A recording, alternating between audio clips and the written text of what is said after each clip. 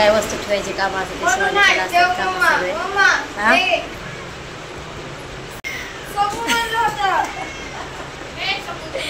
म्हणून ते पातेले जे आहेत ना हे मोठे मोठे, तर ते पातेले वरी ठेवायचे लेंटरवर. त्यामुळे मला हाक मारली होती, म्हणजे कोणीतरी येऊन पातेले द्यावरी म्हणून. तर मने आलाय तिथून पळून, पलगावर झोपला होता तिथून पळून आलाय. आता हा पातेले देणार आहे का वरी? काय म्हणू शिवानीने हाक मारली का लगेचच मग लगेच हा हू करणार असते. आम्ही हाक मारल्यावर नाही यायला ऐकू, त्याचे कान बंद पडलेले असते. ठेवा पातेली वरी. आता ती वरची जी कामं असतात ना सगळे शिवानीकडे कामं असतात. वरच्या सगळे शिवानीकडे कामं असतात, कारण आम्ही सगळे ऐकलं कमी, शिवानी ऐकलं जास्त आहे त्याच्या सगळे शिवानीकडे कामं असतात. गेलं एक पातेलं गेलं, आता दुसरं पातेलं द्या. दुसरं पातेलं गेलं वरी हे चांगलं दिसायचं की सगळं. गेलं तिसरं पण पातेलं वरी. आता कडे द्या वरी.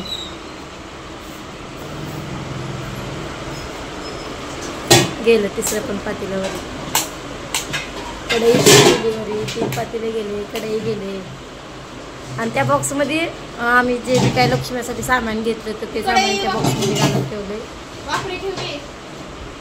टाक्याची गरज काय पडत नाही, त्यामुळे इथे वरी ठेवून दिले. इथे बघा पातेले पूर्ण वरी माळ्यावर पालते घातले होते, तरीसुद्धा नंतर शिवानीला थोडं एक पातेलं काळं वाटायला होतं, कारण हे जे पातेलं होतं ते जुनं आहे आमचं, खूप दिवसाचं. आईनं दिलं होतं पातेलं मला. हे खूप मोठं आहे, 2-2.5 घागरी पाणी बसतं एवढं मोठं पातेलं आहे हे.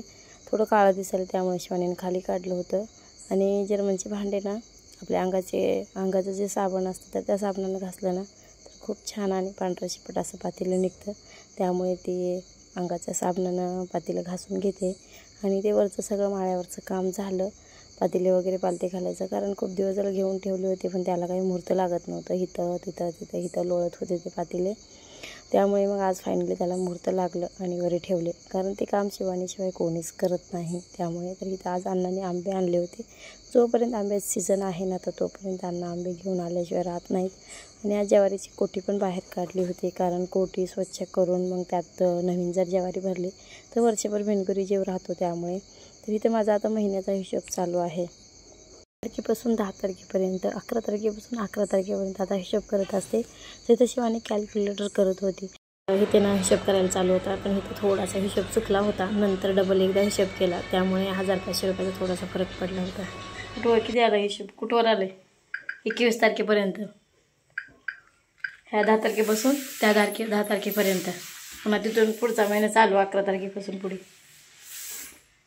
ही आधी गेलेले आहेत आपला खर्च, महिन्याचा झालेला खर्च. आणि दुसरे पुन्हा शिलाईचा पुढे खर्च. बघू आता किती म्हणजे मागं पडायला पाहिजे आणि किती खर्च घरात व्हायला पाहिजे, समजेल सगळं आपल्याला. माझ्या शिलाईचा पैशाचा मिळच लागत नाही काही. सगळ्याचा पैसा दिसतोय, माझाच दिसत नाही कुणाला. म्हणून मी बी आता आयडिया केली आजी. मग काय, मला हुशार केलंय सगळ्यांनी. मी कधीच विचार स्वप्नात केला नव्हता की मी पुढे चालून कधी असं वहीवर लिहून ठेवा लागेल महिन्याचा हिशोब करायला म्हणून. पण समोरचं माणूस जेव्हा आपल्याला बोलतो तेव्हा आपण हुशार होते. अहो पैसा येऊ अगर नाही येऊ, पण मी हिशोबच कधी ठेवला नव्हता. हिशोब ठेवला असता म्हणजे मला बी समजलं असतं की मी किती काम करते महिन्याला, काय करते. तर सगळ्याला वाटतंय मोबाईलच घेऊन बसते, अशीच करते तशीच करते, ज्या हातात मोबाईलच असतोय सारखं, कायच करते. मग मला बी सांगायला येते सगळ्याला की मी काय करते आणि कुणाच्या जीवावर बसून खाते आणि कसं करते. तर आणि किती घरातला बी खर्च होते. 10 रुपयापासून 5 रुपयापासून लिहून ठेवलंय सगळं. मग कुणाचा गड्डा खाते आणि काय खाते दाखवू आल्यावर, कसं करते आणि काय करते. ते येणं माणूस असतं ना त्याला काहीच कळत नसतंय समोरचं. तर इथे बघा हा जो खर्च आहे ना तो त्यांचा आहे गाडीवरच्या आलेले पैशाचा. म्हणजे कोण्या तारखेला दिले, काय दिले, किती दिले, कोणाला दिले ती पैसे, हे सगळं इकडं लिहून ठेवलेलं आहे. म्हणजे ना त्यांनी ना गाडीहून महिना 2 महिने येत नाहीत. मग पुन्हा त्यांना पण वाटतं की मी एवढे पैसे पाठवले आणि आम्हाला पण वाटतं की एवढे पैसे पाठवलेत मग गेले कुठं. कारण पैसा यायला ना एक रस्ता असतो पण जायला 10 रस्ते असतात. त्यामुळे आपल्याला पण समजत नाही की आपला पैसा जातो कुठं. त्यामुळे मी आधी असा हिशोब वगैरे काही लिहून ठेवत नव्हतं. खूप दिवसापासून विचार करत होते की लिहून ठेवावं. पुन्हा वाटायचं आपल्याला काय कुणाला हिशोब द्यायचा आहे काय, आपणच कमवणार, नको लिहायचं असं वाटायचं. पण नंतर कळायला लागलं की बाहेरच्या अगोदर घरचेच माणसं हिशोब विचारतात आपल्याला पैशाचा, की तुम्ही नेमकं काय करता एवढे पैसे तुमच्याकडे येतोय तर. त्यामुळे मग नंतर मी विचार केला की असं जर आपण लिहून ठेवलं तर कोणाला बोलायला आपल्याला चान्सच राहत नाही. कारण कोण आपल्याला काही बोलूच शकत नाही. आपण जर त्यांच्यासमोर ही वही ठेवली तर आपले एनर्जी वेस्ट घालण्याच्या ऐवजी आपण वहीवर जर लिहून ठेवलं तर आपल्याला पण जरा म्हणजे चांगलं वाटतं की आपला पैसा नेमका कुठं गेला आहे, किती आलं आहे, काय गेलं आहे, दुसऱ्या वेळेस हा खर्च आपला कमी करायचा की जास्त करायचा असा. तर इथं महिन्याची ह्यांची कमाई किती झाली, काय झाली सगळं लिहून ठेवलेलं आहे. आणि माझी पण मी कमाई अशीच लिहून ठेवत असते. आता ती कमीत कमी 3-4 महिने झाला असेल मी लिहून ठेवते इथं. तर हा माझा चालू महिना 11 तारखेपासून मी चालू केलेला आहे. आणि माझी पण शिलाई किती आली, काय आली, कोणाची किती शिलाई आली, कोणाला किती दिली. कारण मेन म्हटलं तर माझ्या पण लक्षात राहत नाही की कस्टमरकडून आपल्याला किती पैसे आले, त्यांच्याकडे उधारी किती राहिली, हे माझ्या पण डोक्यात येत नाही लवकर. त्यामुळे तर इथे बघा ह्या महिन्यात ना माझी 11,110 रुपये कमाई झाली होती माझी. म्हणजेच गेलेल्या महिन्यामध्ये हा व्हिडिओ शूट करून कमीत कमी 15 दिवस झाला असेल, पण मला काही व्हिडिओ तुमच्यापर्यंत पोहोचवताच येत नव्हतं.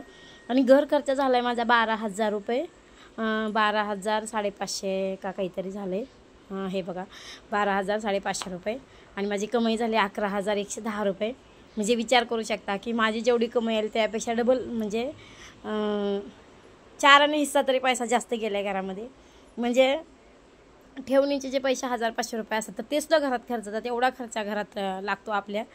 पण माणसाला समजत नाही की एवढा खर्च कसा झाला, काय झाला. आता मी त्या दिवशी काकूला सांगितलं की आपल्या घरात एवढे महिन्याला पैसे खर्चले. काकू म्हणजे एवढा पैसा आणि कशाला खर्चला, काय खर्चला. माणसाला का ना जेव्हा आपला पैसा जातो ना तर तेव्हा म्हणजे किंमत राहत नाही पैसा जाताना. आणि जेव्हा गेलेला पैसा आपण हिशोब करून सांगतो तर तेव्हा माणसाला आश्चर्य वाटतं.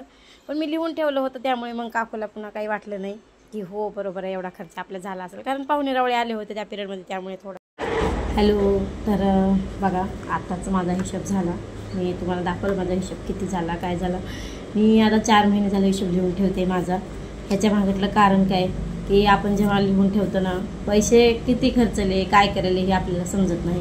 आपण किरकोळ 1-2 रुपये खर्च होतो, मग ते आपल्याला हिशोब लागत नाही. आपल्याला काय वाटतं 1-2 रुपये तरी गेले जाऊ दे, असा काय फरक पडणार आहे म्हणून आपण दुर्लक्ष करतो. पण आधीच म्हणतात ना थेंबे थेंबे तळे साचे. म्हणजे 1-1 रुपयापासून 1-1 रुपया जर आपण महाग टाकला तर महिन्याचे 30 रुपये होतात विचार जर केला तर. पण आपण तेवढा बारीक विचार करत नाही. मी पण कधी विचार करत नव्हते आणि मला वाटलं नाही की याच्यापुढून पण मी कधी एवढा विचार करेल आणि लिहून ठेवेल असं वाटलं नाही. पण कसं असतं ना लांबच्या आधी घरातलेच जवळपासचे जे असतात तर त्यांना विचार पडतो की ही घरात बसून असते, ह्यांच्या जीवावर बसून खाते, त्यांच्या जीवावर बसून खाते असं वाटतं असतं. आपली कमाई असते पण ही कमाई किरकोळ दिसते माणसाला. ह्याच्यामध्ये काय परवडणार आहे, काय होत नाही, काय नाही. आणि मग ही ह्यांच्या जीवावर बसून खाते असं वाटतं. त्यामुळे मग मी माझ्या डोक्यामध्ये ते फिट करून घेतलं की म्हणलं जे माणूस आपल्याला समोरचं बोलते तर त्यानं वाईटच बोलले, मान्य आहे मला वाईटच बोललं त्यानं, चांगलं बोललं नाही. पण त्या वाईटामधून चांगली गोष्ट निघते माणसाला, ती घेता यावी लागते. तसंच माझ्या बाबतीत झालं. त्याने मग मला कुचकं बोलला असेल अगर असं म्हणजे कोणत्या अर्थानं बोलला त्या जीवाला माहिती. पण मला तर माहिती आहे ते कुच आनंदीनंच बोलल्यासारखं झालं, कुचकेपणानं बोलणं झालं. तेव्हापासून मी ठरवलं की त्यांनी बोललेत ना मान्य, बरं झालं बोलले ते तर चांगलं झालं उलट. कारण त्यांनी जर बोलले नसते तर माझ्या डोक्यात आलं नसतं की मी हिशोब लिहून ठेवावं महिन्याचा, असं माझ्या डोक्यात आलं नसतं. त्यामुळे समोरचा माणूस जे बी काही बोलते तर त्याच्यातून चांगलं कसं आपल्याला घेता येईल हे आपल्या हातात असतं की त्याच्या बोलण्यातून नेमकं आपल्याला चांगलं घ्यायचं आहे का वाईट घ्यायचं. वाईट जर घेतलं ना आपण तर त्याचा खूप वाईटच परिणाम होतो आपल्यावर. आपण त्याच्या बोलण्यावर जर चांगलं घेतलं तर आपल्यावर चांगलाच परिणाम होतो. तसंच माझ्या बाबतीत झालं. मला त्यांनी बोलले तसं, मग तेव्हा मी ठरवलं की आता ना 1 रुपया जरी खर्चला ना तरी लिहून ठेवायचा. आणि माझी कमाई 1 रुपया जरी आली तर ते पण लिहून ठेवायचं. म्हणजे आपल्याला पण समजतं की आपण महिन्याला किती कमवतो आणि घरात किती खर्च होतो. घरात खर्चलेले म्हणा, आपण कोणाला दिलेले म्हणा, काही ऑनलाईन मागवलेलं म्हणा, काही कपडा लत्ता घेतलेलं म्हणा, कोण पाहुणारावळा आला, अधिकाचा खर्च झाला तर तो खर्च सगळं जर लिहून ठेवलं ना तर आपल्याला पण समजतं. आणि समोरचा माणूस आपल्याला हिशोब विचारू शकत नाही, कधीच हिशोब विचारू शकत नाही. आपण जर ही क्लिअर राहिलो ना आपल्या हिशोबामध्ये तर विचारू शकत नाही, कारण त्याला तोंडच राहत नाही आपल्याला बोलायला, कारण सगळं समोरच असतं. सगळं भले त्याला त्याचं चांगलं बघता येईल, त्यांनी जर समोरच्याने चांगलं बघितलं त्यांना चांगलं दिसणार आहे, त्यांनी वाईट बघितलं त्यांना वाईटच दिसणार आहे. तर असो ज्याची त्याचे बघण्याचा दृष्टिकोन असतो वेगवेगळा, कोण कसं बघतं. पण मला तर ही ऑप्शन जे आहे ते खरंच खूप छान वाटलं. आता मी आज 3 महिने झाले लिहून ठेवते, आम्ही दोघांची पण कमाई लिहून ठेवते, त्यांची पण माझी पण लिहून ठेवते. मला काही कोणाला द्यायचं घ्यायचं नाही, अगर कोणासोबत कॉम्पिटिशन पण ठेवायची नाही, पण माझ्या स्वतःसाठी की मला समजावं की माझ्या घरात माझा किती पैसा येतो आहे आणि घरात किती खर्च होतो आहे, त्याच्यासाठी मी लिहून ठेवते. हे ऑप्शन मला इतकं छान वाटलं ना खरंच. तुम्हीसुद्धा नक्की तसं करून बघा, महिन्याच्या महिन्याला हिशोब लिहून ठेवत जावा. म्हणजे कसं आपल्याला पैसे आपले मागं पडतात का नाही, आपले पैसे कुठं जातात, काय जातात. पैसा आल्याला दिसतो पण गेल्याला कधीच दिसत नाही, कारण पैसा यायला 1 वाटा असतात, जायला 4 वाटा असतात. त्यामुळे तर जसं मी लिहून ठेवते ना तसं मला तर खूप छान अनुभव आला आहे. 4 पैसे मागं पण पडतात, घरामध्ये पण थोडंफार खर्चा कमी जास्त इकडं तिकडं होतो. त्यामुळे तर ह्या महिन्यामध्ये ना एका महिन्यामध्ये माझे 13,000 पेमेंट, म्हणजे 13,000 पगार झाली माझी. पगार म्हणा, कारण घरी बसून काम केलं, म्हणजे आता थोडंफार बाहेर पण गेले असतील, पण 10,000 रुपये म्हणजे 2-4,000 रुपये माझे मागं पडले म्हणायचं.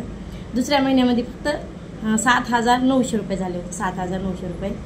तेव्हा घर खर्च जरा जास्तीचा झाला होता.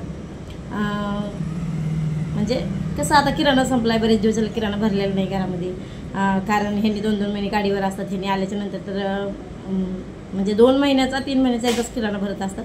पण ह्या वेळेस आता माझी पण बऱ्यापैकी शिलाई ते मग घर भागतं आहे आरामशीर माझ्यावर, एवढं काही नाही. आणि घरी पण आम्ही दोघी-चौघीच असतो, त्यामुळे एवढं काही जास्त लागत पण नाही. त्यामुळे मग लागेल तसं मी आणत असते आता. तरी पण आता ह्यांनी आल्याच्या नंतर तर भरल्याशिवाय राहतच नाही, ती त्यांना सांगायची गरज लागत नाही किराणा भरा म्हणून. त्यामुळे तर असो 7,000 रुपये आले होते, तर तेव्हा माझे तेवढे घरात गेले, तेव्हा काही मागं पडले नाही, कारण 7,900 रुपये म्हणजे अशी काही जास्त कमाई नाही. घरात किती बी माणसं खाणार असते, जरी लागणारी वस्तू लागतच असते.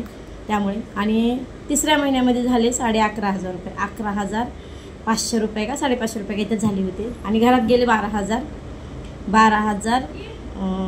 12,800 रुपये. म्हणजे तेव्हा माझे ठेवणीचे जे पैसे होते 1,000-2,000 आपण घरात ठेवतोच, प्रत्येकाच्या घरात पैसा असतो, रिकामा कोणी नसतं, तर ते पण पैसे गेले. कारण त्या महिन्यामध्ये थोडे पाहुण्यांचं येणं जाणं करणे धरणे हे ते झालं होतं, त्यामुळे थोडा जास्ती खर्च झाला. तर मी स्वतःवर आता मला स्वतःला खरंच भारी वाटतं, मला प्राऊड वाटतं स्वतःवर की मी घरात बसूनसुद्धा 10, 11, 12,000 कमी होते आणि स्वतः खर्च करते. हे मला आत्ता भारी वाटायला लागले. त्यामुळे थँक्यू मला समोरच्या माणसानं बोलल्याबद्दल, कारण त्यांना बोललं नसतं माझ्या डोक्यात आलं नसतं. त्यामुळे मी धन्यवाद म्हणते बोलणाऱ्याचे सुद्धा, कारण आधीच म्हणतात समोरच्या माणसानं बोललेलं ते वाईट घ्यायचं का चांगलं घ्यायचं हे आपण ठरवावं लागतं. त्यामुळे आणि कसं असं जेव्हा पैसा असतो ना तेव्हा सगळे जवळ येतात. पैसा असतो, पैसा नसताना कुणी जवळ येत नाही. अगदी घरात कार्यक्रम जरी असला तर माहिती होत नाही माणसाला की बाबा ह्याला काय सांगायची गरज आहे, ह्याच्याकडे पैसा नाही काही नाही, ह्याला कशाला सांगायचं, असं होतं. अक्षरशः बऱ्याच वेळेस माझ्यासोबत घडले, जेव्हा माझी वाईट परिस्थिती होती तेव्हा बोलून जातात. पण असो मी त्याचा विचार करत नाही, कारण जे दिसतं ते माणूस बोलतं, बाकी आपल्या जीवाला माहिती की काय आहे काय नाही. तर त्यामुळे मी विचार करत चला आज पैशाचा विषय निघाला हिशोबाचा, त्यामुळे बरंच काही बोलण्यात आलं मला. तुम्हाला तर माझं बोलणं खरंच म्हणजे योग्य जर वाटत असेल तर नक्की मला कमेंटमध्ये सांगा. आणि व्हिडिओ आवडला असेल तर नक्की लाईक करा, सबस्क्राईब करा. तर चला आता व्हिडिओ एंड करते, कारण व्हिडिओ बराच मोठा झाला असेल आता, कारण आज खूप जास्त बोलले मी, मला पण वाटलं नाही की मी एवढं बोललं म्हणून, पण खूप बोलणं वाटलं. तर आता मी व्हिडिओ एंड करते इथेच. बाय. श्री स्वामी समर्थ.